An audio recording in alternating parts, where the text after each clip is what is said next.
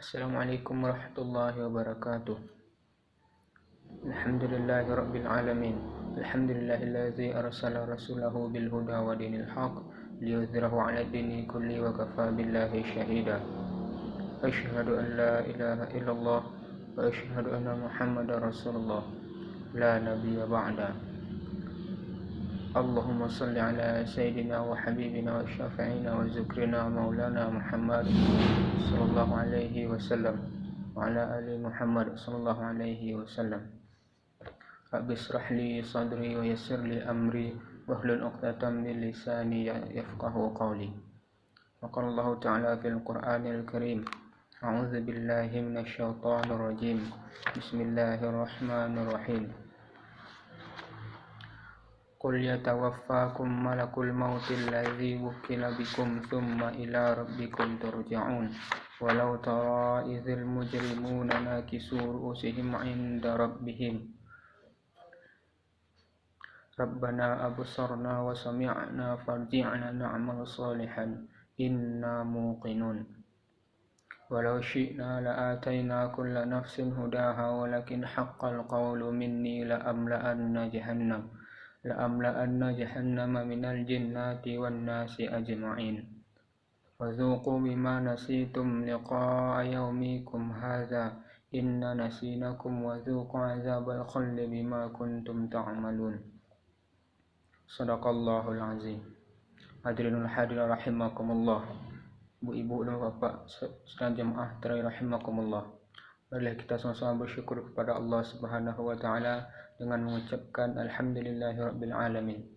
Segala puji bagi Allah, Tuhan sekalian alam. Dialah Allah yang maha kaya, yang kaya selain Allah miskin. Dialah Allah yang maha hidup, yang hidup selain Allah pasti akan mati. Dialah Allah tempat kita meminta segala sesuatu. Dialah Allah pencipta kita dan hanya kepada Dialah kita akan kembali.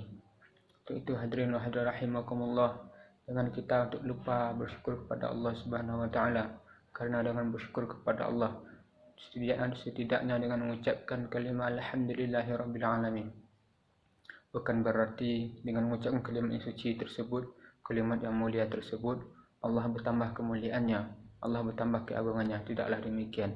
Tetapi bagi siapa lisan yang senantiasa bersyukur kepada Allah dengan mengucapkan kalimat yang mulia tersebut, maka akan Allah beri kemuliaan keberkahan kepadanya dengan mengucapkan kalimat tersebut. Masih senantiasa mengucapkan syukur kepada Allah Subhanahu wa taala. Karena hadirin rahimakumullah, dengan kita bersyukur kepada Allah Subhanahu wa taala, kita bisa merenungkan bahwasanya Allah masih memberi kesempatan kepada kita untuk menjalani kehidupan dunia ini sampai ajal menjemput kita masing-masing. Sampai Allah memberi kesempatan kepada kita untuk berbekal di dunia ini hingga kita mati dan masuk ke dalam kubur. Lalu hadirin wa hadirat rahimakumullah, dengan kita untuk lupa bersalat kepada Nabi Muhammad sallallahu alaihi wasallam dengan mengucapkan Allahumma salli ala sayyidina Muhammad wa ala ali sayyidina Muhammad. Begitu juga demikian hadirin wa hadirat rahimakumullah, jangan kita beranggapan bahwasanya dengan kita mengucapkan salawat kalimat yang mulia tersebut kita menambah keagungan kemuliaan Nabi Muhammad sallallahu alaihi wasallam. Tidaklah demikian, kerana memang Nabi Muhammad sallallahu alaihi wasallam sudah dimuliakan oleh Allah Subhanahu wa taala. Tetapi bagi siapa lisan yang senantiasa bersalawat kepada Nabi Muhammad sallallahu alaihi wasallam, maka akan mendapat keberkahan dari kalimat yang mulia tersebut. Karena Rasulullah sallallahu alaihi wasallam telah mengatakan bahwasanya orang yang paling sombong ialah orang yang tidak ketika disebut namaku maka dia tidak mau bersolat kepadaku. Dan begitu juga hadirin hadir rahimakumullah, salah satu doa malaikat Jibril yang diaminkan oleh Rasulullah sallallahu alaihi wasallam, dalam satu riwayat bahwasanya ketika itu malaikat Jibril datang kepada Nabi Muhammad sallallahu alaihi wasallam ketika beliau akan naik mimbar, di mana malaikat Jibril berkata, celakalah bagi siapa orang yang ketika disebut namamu ia tidak mau bersolat kepadamu. Dan kemudian doa itu diaminkan oleh Rasulullah sallallahu alaihi wasallam. Lalu hadirin rahimakumullah, ketika kita mendengar nama Nabi Muhammad sallallahu alaihi wasallam, baik itu kita membacanya maupun mendengarnya secara langsung, maka wajib bagi kita untuk bersolat kepada beliau. Karena apabila kita tidak bersolat kepada beliau, maka kita akan termasuk orang-orang yang celaka. Apalagi kita ini yang mengaku umat Nabi Muhammad SAW. Hadirin rahimakumullah. Pada kesempatan kali ini, marilah kita renungkan firman Allah Subhanahu wa taala, yaitu Quran surah As-Sajdah ayat 11 sampai ayat 14 yang saya bacakan di awal tadi. Itu yang artinya, katakanlah malaikat maut yang diserahi untuk mencabut nyawamu akan mematikan kamu, kemudian kepada Tuhanmu kamu akan dikembalikan. Dan alangkah ngerinya jika sekiranya kamu melihat orang-orang yang berdosa itu menundukkan kepalanya di hadapan Tuhannya. Mereka berkata, ya Tuhan kami telah melihat dan mendengar, maka kembalikanlah kami ke dunia. Niscaya kami akan mengerjakan kebajikan. Sungguh kami adalah orang-orang yang yakin. Dan jika kami menghendaki, niscaya kami berikan kepada setiap jiwa petunjuk baginya. Tetapi telah ditetapkan perkataan ketetapan dariku, pasti akan aku penuhi mereka neraka jahanam dengan jin dan manusia bersama-sama. Maka rasakanlah olehmu azab ini disebabkan kamu melalaikan pertemuan dengan harimu ini. Sesungguhnya kami pun melalaikan kamu, dan rasakanlah azab yang kekal atas apa yang telah kamu kerjakan. Hadirin rahimakumullah. Pada ayat ini Allah SWT mengingatkan kita, yaitu perkara mulai Allah mengingatkan kita maut datang kepada diri kita masing-masing, hingga Allah menggambarkan kepada kita semua, yaitu di mana kondisi pada hari kiamat bagi orang-orang yang ingkar, bagi orang-orang yang menyesal pada hari kiamat. Di mana pada ayat 11 Allah mengatakan bahwasanya maut itu pasti akan datang kepada diri kita semua. Hadirin rahimakumullah. Dan pada ayat 12 Allah juga mengingatkan bahwasanya, memberikan gambaran di mana pada saat itu orang-orang berdosa menyesal, di mana mereka ketika sudah melihat azab atau siksaan yang akan mereka terima kerana perbuatan mereka selama di dunia, mereka memohon pada Allah Subhanahu wa taala untuk dikembalikan ke dunia untuk berbuat amal saleh, dan mereka berjanji. Tapi hadirin rahimakumullah, Allah jawab pada ayat 13, yaitu di mana Allah telah menghendaki, saya jika Allah ingin menghendaki memberikan hidayah kepada seseorang, maka Allah akan memberikannya. Tapi bagi Allah tidak memberikannya kepada seseorang, maka dia tidak akan mendapatkannya. Dan itu selama di dunia tergantung ikhtiar orang tersebut. Hadirin rahimakumullah. Maka pada ayat 14, maka Allah memberikan ketetapan bahwasanya bagi siapa yang ditetapkan masuk neraka, maka ia akan menerima azab sesuai dengan perbuatannya. Dan bagi siapa yang telah berbuat dosa, berbuat keburukan yang banyak, maka ia akan mendapat balasannya. Begitu juga bagi siapa yang beramal selama di dunia, maka Allah tetapkan baginya surga atau balasan yang baik. Hadirin rahimakumullah. Begitu Allah gambarkan kepada kita semua, itu proses yang akan kita lalui. Dan ketika maut akan datang kepada kita, dan kita akan menghadapi peristiwa hari kiamat. Hadirin rahimakumullah. Jika maut datang kepada diri kita masing-masing, maka tiada lagi kesempatan untuk kita untuk beramal. Tiada lagi kesempatan Allah berikan kepada diri kita masing-masing untuk menikmati dunia ini. Kerana ketika maut sudah datang kepada kita, maka tidak akan dapat kita mengelak sedikit pun. Hadirin rahimakumullah. Maut itu datang kepada setiap orang dengan proses yang namanya sakratul maut. Dan sakratul maut ini rasanya itu sangat sakit. Bahkan diriwayatkan bahwasanya ada seorang sahabat yang sedang mengalami rasa sakit sakratul maut. Kemudian anaknya bertanya kepadanya, wahai bapakku, bagaimana rasa sakratul maut yang kau rasakan? Kemudian ia menjawab, sungguh dadaku serasa dihimpit oleh gunung, dan aku serasa bernapas di lubang jarum. Kemudian juga sahabat Nabi Umar bin Khattab radhiyallahu anhu pernah bertanya kepada seorang sahabat, itu bagaimana rasanya sakratul maut. Kemudian ia menjawab, sakratul maut itu bagaikan sebuah ranting yang dimasukkan ke dalam batang tubuh. Kemudian setiap ranting itu masuk ke dalam seluruh urat-urat tubuh, ke dalam seluruh urat-urat saraf tubuh. Kemudian ketika maut itu datang, sakratul maut itu datang, maka ranting itu dicabut, ditarik secara paksa, maka seluruh urat tubuh akan merasakan kesakitan akan hal demikian. Lalu hadirin rahimakumullah. Begitu sedikit gambaran tentang sakratul maut, tapi itu hanyalah bayangan atau gambaran yang tentu tidak sesuai dengan rasa sakit yang sesungguhnya. Lalu hadirin rahimakumullah.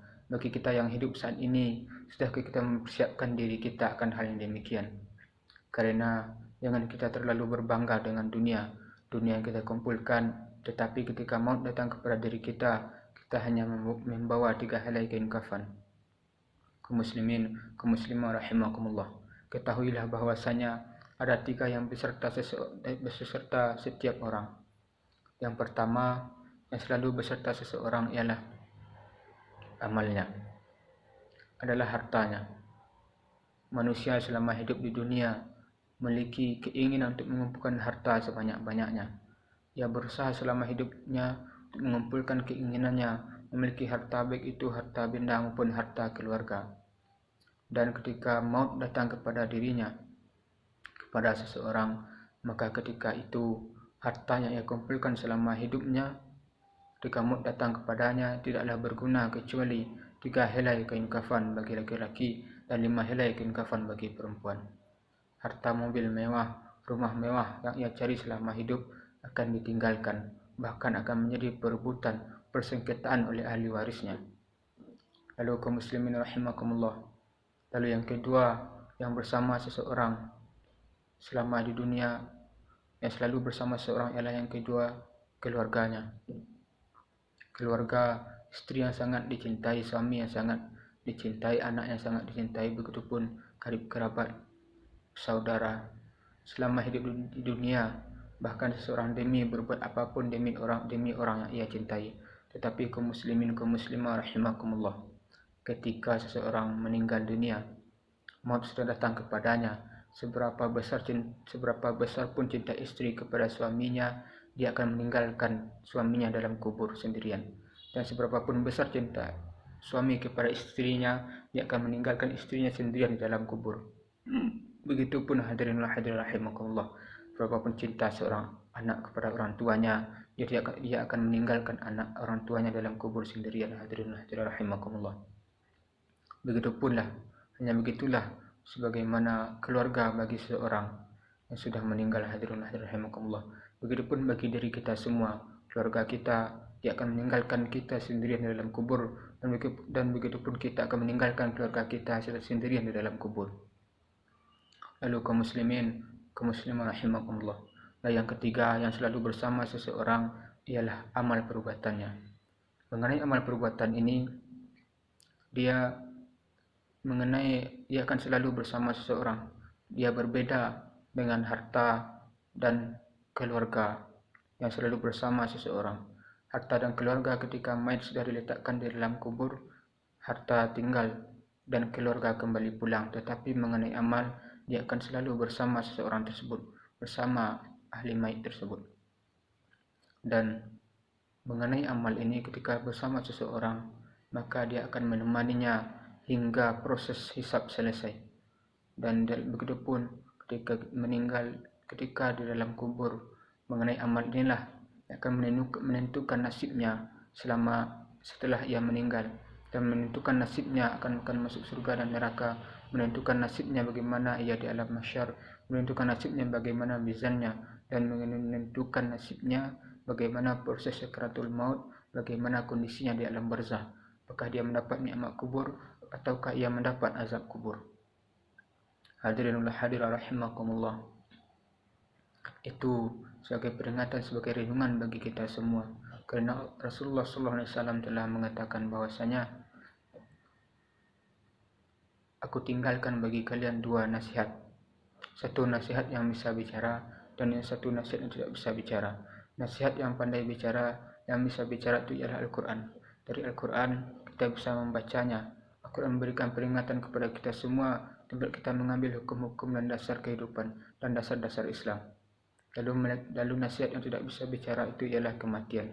Karena dari kematian itu dia dapat memberikan peringatan kepada manusia secara mendadak, tidak memberikan aba-aba terlebih dahulu, karena kematian datang kepada setiap diri kita semua tanpa kita ketahui. Tetapi apabila dia sudah datang, maka itu adalah nasihat bagi kita semua, bagi manusia yang hidup. Hadirin rahimakumullah. Mungkin itu semoga menjadi renungan bagi kita semua, karena akankah Allah selalu mengingatkan bahwasanya kullu nafsin dha'iqatul maut, setiap yang bernyawa pasti akan merasakan kematian, dan kematian itu akan datang kepada kita semua. Dan bagi kita yang masih hidup saat ini, maka persiapkanlah diri kita masing-masing. Persiapkan harta kita yang dapat menolong kita di hadapan Allah Subhanahu wa taala bukan harta yang akan memberi perkara kepada kita, itu harta yang dapat menolong kita yang kita keluarkan di jalan Allah, yang kita keluarkan untuk sedekah jariah.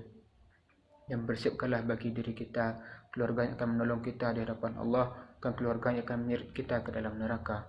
Karena keluarga yang akan menolong kita, yang akan selalu mendoakan kita kalau sudah meninggal dan walaupun masih hidup. Tetapi bagi keluarga yang kita persiapkan akan menyeret kita ke dalam neraka ialah suami yang durhaka, isteri yang durhaka tidak menutup aurat, anak durhaka, anak perempuan yang tidak menutup aurat dan yang durhaka. Hadirin dan hadirat rahimakumullah, dan persiapkanlah bagi diri kita amal perbuatan yang akan menolong kita di hadapan Allah Subhanahu wa taala. Karena amal perbuatan kita selama di dunia yang menentukan bagaimana nasib kita, bagaimana takdir kita di akhirat kelak. Kaum muslimin, kaum muslimah rahimakumullah. Mungkin pada malam hari ini itu sebagai menjadi renungan bagi kita semua, terutama bagi saya yang menyampaikan. Jika ada terdapat kata-kata saya yang salah, saya mohon maaf. Wabillahi taufiq wal hidayah. Wassalamualaikum warahmatullahi wabarakatuh.